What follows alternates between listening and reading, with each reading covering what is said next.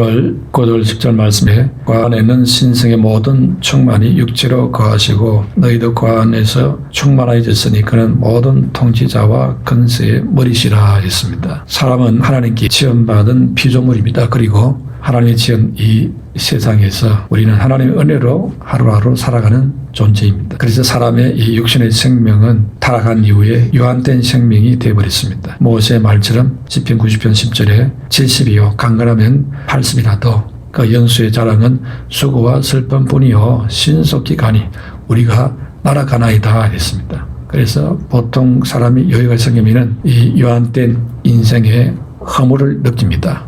그래서 악착까지 돈을 모으고 재테크를 연구해서 30대 초반에 경제 자유를 달성한 어떤 사람이 고백을 했습니다. 젊은 나이에 돈을 많이 벌어가지고 이제 먹고 살 걱정이 없는 수준까지 돼 보니까 이전에 생각하지 못한 문제가 생기더라는 겁니다. 그게 뭐냐니까 돈이 많이 생기니까 처음에는 너무너무 좋더랍니다. 걱정도 없고 행복하고. 그런데 시간이 좀 지나니까 마음속에 허무함이 막 몰려오기를 시작했다는 겁니다. 그 허무함을 해결할 길이 없어서 너무 괴로웠다는 겁니다. 결국 살 의미가 없어져 버리더랍니다. 그러다가 죽음의 어떤 고비 앞에 서 보니까 살아야 되겠다 이런 마음이 생기면서 그 허무함이 해결되더라고 했습니다. 그런데 근본적으로 해결된 건 아닙니다. 그래도 지금 죽는 것보다도 조금이라도 더 살면 좋겠다 이런 마음이 생겼을 뿐인 것입니다. 그래서 결국 사람은 영혼을 사모하는 존재입니다. 전도서 3장 11절에 하나님이 모든 것을 지으시되 때를 따라 아름답게 하셨고 또 사람들에게는 영혼을 사모하는 마음을 주셨느니라 했습니다. 영원한 것을 사모하는 마음을 이 사람에게 주었다는 겁니다. 왜 그렇습니까? 하나님이 영원하신 분이기 때문입니다. 그 하나님의 형상이 우리 속에 들어와 있기 때문에 우리는 영원한 것을 자연스럽게 추구하는 존재로 지어진 사람입니다. 우리 사람이 범죄한 이후에 영원한 생명에서 제외되고 이제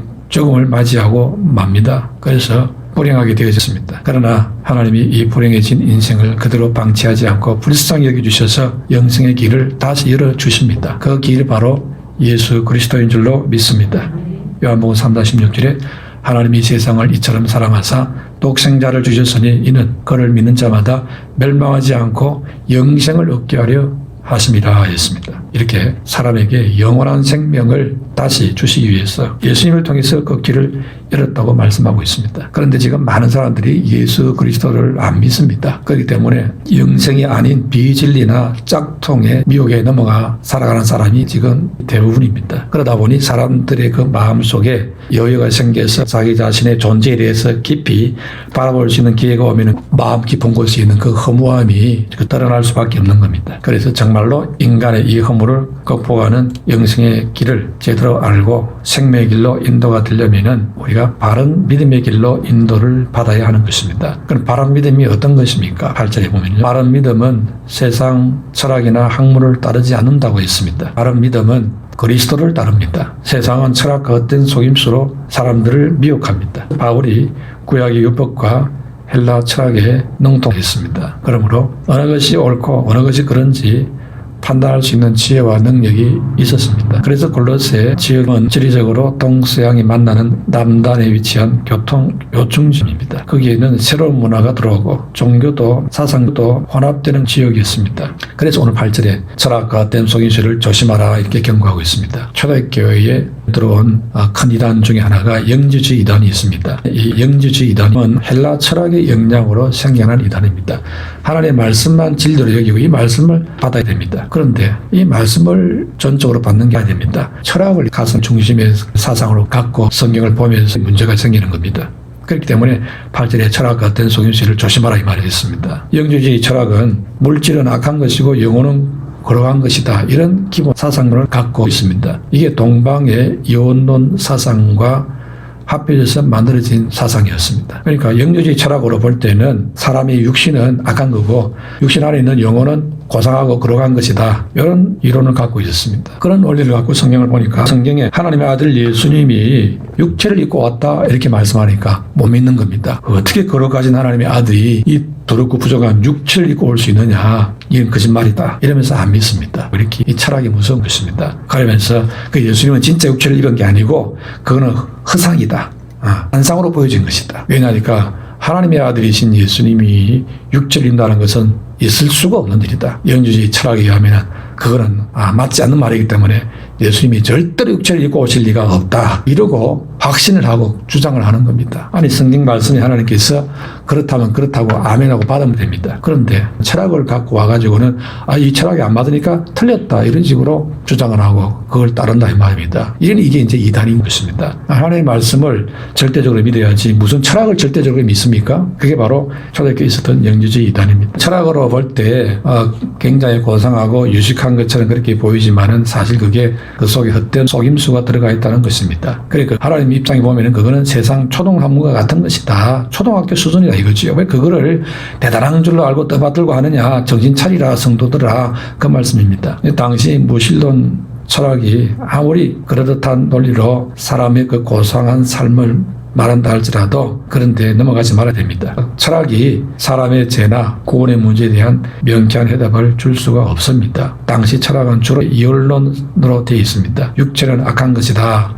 그리고 육체 안에는 영혼은 걸어간 것이다. 이런 사상이 사람들 마음속 깊이 뿌리 박혀 있었던 것입니다. 그래서 거룩한 예수님이 부족한 육체를 입고 온다. 그들은 있을 수 없는 일이다. 이렇게 말을 합니다. 그렇기 때문에 예수님께서 이루어주신 구원도 이제 못 믿는 것입니다. 예수님이 육체로 우리 죄값을 짊어졌는데 그것도 문제가 되지 않습니까? 그들은 육체가 아니고 허상이라 했습니다. 이런 식으로 철학을 따르게 되면은 하나님의 말씀을 제대로 받아들일 수가 없게 됩니다. 그러면 결국 신앙에도 문제가 오는 겁니다. 하나님의 말씀보다도 철학을 더 신뢰하는 자들, 이 사람들은 바른 신앙에 설 수 없습니다. 하나님께서는 예수님이 육신을 입고 오셨다. 그렇게 하면은 아멘 하고 믿어야 됩니다. 믿으면 되는 것이지 뭘 그거를 허상이다. 육체에 있을 리가 없다. 이렇게 말을 하는 것은 하나님을 이게 먹겠다는 밖에 안 되지 않습니까? 그러고도 그게 무슨 믿음이 됩니까? 이런 자들은 하나님의 말씀을 철학 사상에 깨 맞추려고 하는 자들입니다. 그러면 결국 육체에 오신 예수님의 인성을 부인하게 됩니다. 그러면 결국에 마귀적인 혼미함에 맞장구 치는 일이 됩니다. 그러므로 우리가 이 땅에 살아갈 때에 세상 관점이나 철학의 관점으로 살지 말아야 됩니다. 예수님의 관점, 말씀의 관점으로 살아야 될 줄로 믿습니다. 왜냐하면 세상 지혜와 지식 거기에는 하나님의 뜻을 거스리는 철학 지식이 많습니다. 그러나 진짜 지혜와 진짜 지식은 바로 예수님 안에 있습니다. 지혜와 지식의 보화가 예수 그리스도 안에 있다 있습니다. 빌립보서 3장 8절에 내 주 예수 그리스도를 아는 지식이 가장 고상함이라 했습니다. 예수님 안에 참 지혜와 지식이기 때문에 그렇다는 것입니다. 두 번째로 바른 믿음은 그리스도의 신성을 믿는 것입니다. 예수님이 하나님 되심을 믿는 것이 바른 믿음입니다. 예수 그리스도는 바로 성자 하나님이 되십니다. 그렇기 때문에 그리스도 안에 신성의 충만함이 계시는 겁니다. 그래서 9절에 그 안에는 신성의 모든 충만함이 육체로 거하시고 또 10절에는 너희도 그 안에서 충만하여졌으니 했습니다. 그러면은 그리스도의 본질, 그 정체성이 뭐냐? 세 가지가 있습니다. 첫째, 그리스도께 속한 자라는 뜻입니다. 두 번째는 그리스도의 주권에 사로잡힌 자라는 뜻입니다. 그러니까 그리스도인 이 말은 자신의 의지와 뜻대로 행하는 사람이 아니라는 것입니다. 나를 구원하신 그리스도의 뜻대로 살려고 하는 자라는 것입니다. 셋째로 그리스도만을 위해 사는 자가 된다는 것입니다. 그래서 그리스도인다 이 말은 삶의 목적과 가치가 그리스도에게 있다 이런 뜻입니다. 그래서 예수 믿는 사람을 가리켜서 그리스도인이라고 합니다. 그렇기 때문에 우리는 그리스도인으로서 그리스도 안에서 살아가는 자입니다. 우리는 그리스도께 속한 자요. 우리는 그리스도의 주권에 사로잡힌 자요. 그리고 우리는 그리스도만을 위해 사는 자입니다. 이런 의미가 그리스도인이라는 이 말 속에 들어있습니다. 그러므로 우리 예수 믿는 사람은 그리스도께서 나의 주인 되신다 이 사실을 늘 인정하고 그리스도의 영광을 위해서 살아가야 될 줄로 믿습니다.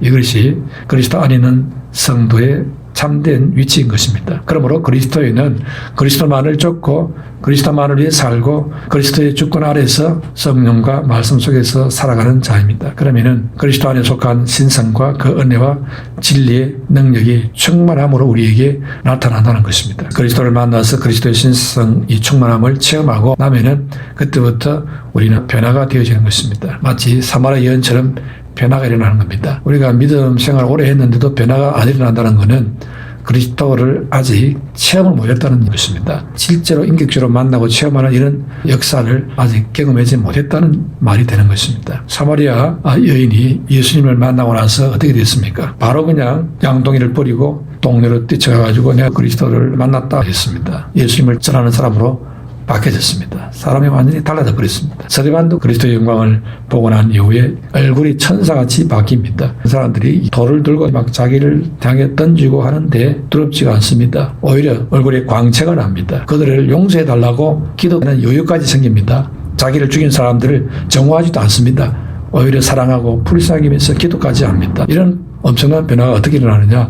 예수님을 만나고 나니까, 예수님을 보고 나니까 이런 변화가 오는 것입니다. 이렇게 그리스도의 신성의 충만함을 체험하면은 믿음에 굳게 서게 됩니다. 골로새 1장 22절 23절에도 이제는 그의 육체의 종으로 말미암아 화목하게 하사 너희를 거룩하게 하고 흠없고 책망할 것이 없는 자로 그 앞에 세우고자 하셨으니 만일 너희가 믿음에 거하고 터 위에 굳게 서서 너희 들은 바 복음의 소망에 흔들리지 아니하면 그리하리라 했습니다. 그러므로 그리스도의 그 신성의 충만함을 체험하게 되시기를 축원합니다. 마지막 세 번째로는 바른 믿음은 예수 그리스도를 만유의 주로 믿습니다. 예수님은 모든 통치자, 정사와 권세의 주인이 되시고 머리가 되십니다. 예수 그리스도는 교회의 머리로서 교회를 통해서 통치하시는 분입니다. 그래서 10절에 너희도 그 안에서 충만해졌으니 그는 모든 통치와 권세의 머리시라 했습니다. 그러면은 그리스도는 교회를 어떻게 통치합니까? 칼과 창으로 통치합니까? 압력으로 통치합니까? 벌금 매긴다 이런 거로 통치합니까? 그렇지 않습니다. 그리스도는 법과 권력과 돈으로 다스리지 않습니다. 그리스도는 말씀으로 다스리고 통치하시는 줄로 믿습니다. 또 성만찬으로 우리를 다스립니다. 말씀과 성만찬은 어떻게 받느냐? 오직 믿음으로 받습니다. 그래서 예수 그리스도는 오직 믿는 성도를 통해서 성령 안에서 교회의 머리가 되어서 우리를 다스리십니다. 이미 예수님께서는 우리 안에 성령을 부어가지고 우리가 생각하는 거, 묵상하는 거 다 알고 있습니다. 어디를 가는지 안고 일어서는 것을 다 알고 계십니다. 어떻게 보면 감시받는 것 같이 느껴질 정도입니다. 다들 이제 4차 산업 인공지능 시대가 될 줄 있습니다. 나쁘게 말하면 감시 사회로 진입하는 그런 시대가 됩니다. 그래서 우리는 부담이 됩니다. 왜냐하면 감시를 받을까 하는 것 때문입니다. 악한 사람 손에 들어가 우리 행동까지 감시받는 게 아니냐 신경이 쓰이죠. 그런데 하나님 우리 손바닥 안에 있듯이 우리를 훤히 들여다보고 계십니다. 그래서 여러분이 부담됐습니까? 우리를 24시간 다 알고 계신 그 주님이 우리 안에 와 계시고 우리를 다 들여다보고 계시는데 부담이 되냐 이 말입니다. 전혀 안 되죠. 내가 나쁜 생각하고 이상한 짓을 하고 해도 주님께 너 왜 그러냐 이놈아 나쁜 놈하고 합니까? 안 하지요. 얼마나 좋으신 하나님이십니까? 이렇게 좋으신 하나님의 성품을 가진 사람이 지도자가 되고 리더가 되고 다스리면은 이런 인공지능 시대가 와도 문제가 안 됩니다. 그런데 마귀적인 사람이 이제 이런 걸 갖고 장난을 치면 이제 사람들이 피곤해지고 힘들어지기를 시작하는 겁니다. 그래서 우리가 복음을 열심히 전해가지고 이 세상에 하나님을 두려워하는 사람들이 많이 일어날 수 있도록 해야 됩니다. 지도자들 가운데 대통령이나 정치하는 사람들 가운데 하나님을 두려워하는 사람이 일어나도록 기도해야 될 줄로 믿습니다. 정말 중요한 문제입니다. 하나님을 두렵지 않는 이런 사람이 이제 권력을 잡고 이런 엄청난 도구가 자기 손안에 들어오면은 이걸 갖고 아주 세세토록 계속해서 권력을 누릴 그런 궁리를 하고 있지 않겠습니까? 그러면은 어떻게 하면 사람들을 조종을 할 수 있을까? 이런 것을 연구하겠지요. 예. 그러니까 이제 세상이 무서워지는 겁니다. 인공지능 시대가 오기 전에 이미 주님께서는 우리 안에 성령으로 와 계십니다. 그래서 우리 안고 실험을 하시고 묵상도 알고 생각도 알고 다 아십니다. 우리의 모든 것을 다 아시는 주님이 있습니다. 그런데 우리를 결코 괴롭히지도 않고 피곤하지도 않게 했고 우리의 인격을 존중했습니다. 아주 우리를 자유스럽게 인격을 존중했습니다. 심지어 죄를 짓는 것까지도 주님께서는 마음이 아프지만은 돌아오기를 눈물로 탄식을 하더라도 우리를 강압적으로 하지 않는 그런 좋으신 하나님이 있습니다. 너무너무 좋은 하나님 우리가 모시고 있는 줄로 믿습니다. 이 좋은 하나님을 절대 배신하지 말고 떠나지 말게 되시기를 축원합니다. 얼마나 좋은 분이십니까? 그런데 과학이 엄청 발달해가지고 이제 사람들을 개개인을 다 컨트롤할 수 있는 그런 지금 인공지능 시대가 될 것입니다. 그래서 하나님 같은 분이 이거를 컨트롤하면은 걱정이 없는데 타락한 사람이 이제 이런 것을 관여하기 시작하면은 인생들이 피곤해지고 세상은 불행해지는 그런 일이 생기게 되어지는 것입니다. 그래서 하나님께서 이 모든 것을 선한 길로 인도해 주시옵소서 우리가 기도를 해야 된다는 것입니다. 우리 하나님께서는 우리를 다스릴 때 교회의 머리로서 다스리십니다. 또 머리로서만 통치하는 분이 아니고 교회 안에 충만히 거하면서 우리를 도와주십니다. 그리고 정사와 권세의 머리가 대신되어 있습니다. 이제 세상 권력자들의 그 권력이 어디서 나오느냐? 주님께로부터 나온 것이라는 것입니다. 그렇기 때문에 세상 권력자들이 자기 이익을 위해서 다른 사람들에게 피해를 주고 권력을 잘못 쓰게 되면은 지금은 당장 주님이 심판을 안 해도 주님이 마지막 심판 때에 그들을 다 심판하신다고 했습니다. 그러므로 억울한 일이 생기더라도 우리가 하나님을 바라봄으로 참고 견디고 기도해야 될 이유가 바로 거기에 있는 것입니다. 우리가 섬기는 예수 그리스도께서 교회의 머리만 되는 게 아닙니다. 우주 만물의 전 세계의 모든 권력의 주인 되시는 분인 줄로 믿습니다. 그런 자부심과 믿음을 갖고 그래서 우리 하나님께 기도하는 것입니다. 하나님, 이 나라를 주께 맡깁니다. 이 세상을 주님이 간섭해 주시옵소서. 그래서 이 세상에 하나님 나라가 임하도록 우리가 적극적으로 하나님께 세상을 위해서 기도해야 되는 것입니다. 뿐만 아니라 교회 안에서도 신성의 충만함이 있다고 했습니다. 그러므로 그리스도 안에 우리는 권능과 영광이 있습니다. 이 사실을 알고 그리스도 안에 성도는 왕같은 제사장이라 했습니다. 내 안에 만유의 주 되신 예수님이 영으로 지금 와 계십니다. 그러므로 내가 예수님 안에 들어가 있으면 예수님 안에서 우리는 기도할 수도 있고 예수님 안에서 믿음으로 선포할 수도 있습니다. 예수님 안에서 이 세상을 향해서 예수님으로 선포할 수 있는 것입니다. 저악한 세력은 예수를 명하노니 무너져라, 힘을 잃고 사라져라 기도할 수 있습니다. 우리가 믿음을 갖고 내 안에 계신 예수님께서는 만유의 주인 되신 분이다. 이 믿음을 갖고 믿음으로 선포하면 주님께서 내 믿음대로 될지어다 하십니다. 이루어 주십니다. 아멘. 확신을 갖고 두려워하지 말아야 됩니다. 지금 전염병이 횡행하고 돌아다니고 있습니다. 예수 이름으로 명하노니 바이러스 전염병은 침묵하지 말고 다 떠나가라 명령을 하면은 예수 이름으로 시행하시는 줄로 믿습니다.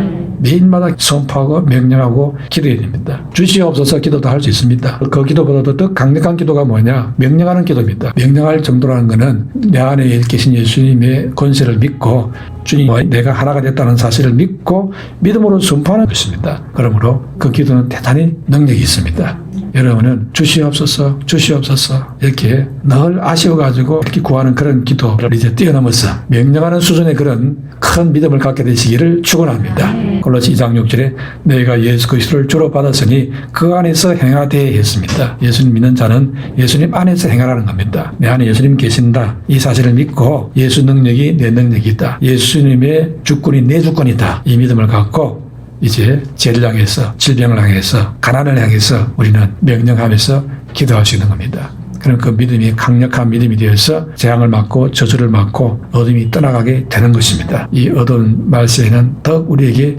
믿음이 필요합니다.